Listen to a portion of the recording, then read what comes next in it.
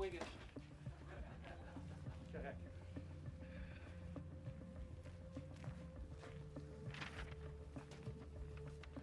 So I thought it might be fun for us to do this again.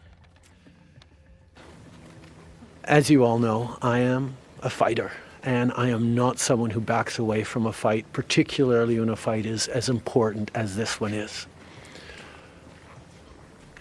But I have always been driven by my love for Canada, by my desire to serve Canadians, and by what is in the best interest of Canadians. And Canadians deserve a real choice in the next election. And it has become obvious to me with the internal battles that I cannot be the one to carry the Liberal standard into the next election. C'est ce qui me motive à chaque jour où j'ai le privilège de servir dans ce poste. Parliament has been entirely seized by obstruction and filibustering and a total lack of productivity over the past few months. We are right now the longest serving minority government in history, and it's time for a reset. It's time for the temperature to come down, for the people to have a fresh start in Parliament, to be able to navigate through these complex times, both domestically and internationally.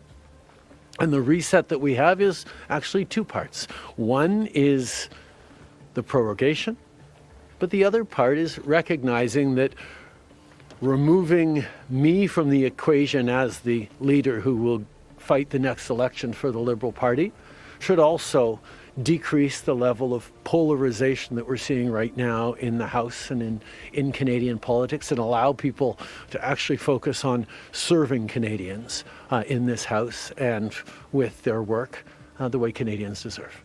We were elected for the third time in 2021. Chrystia has been by my side for close to 10 years now. She has been an incredible political partner through just about everything we have done as a government and as a party over the past decade. I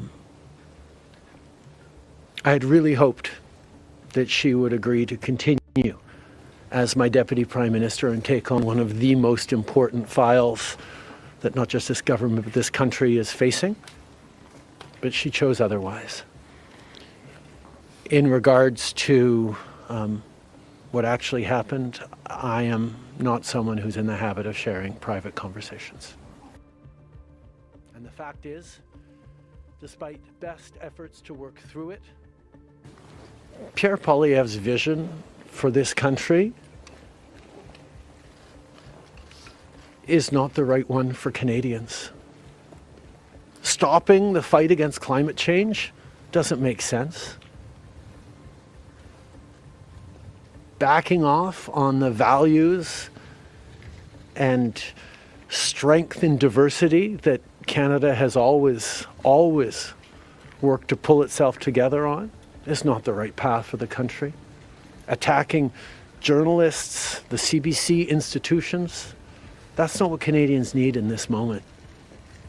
We need an ambitious, optimistic view of the future, and Pierre Poilievre is not offering that.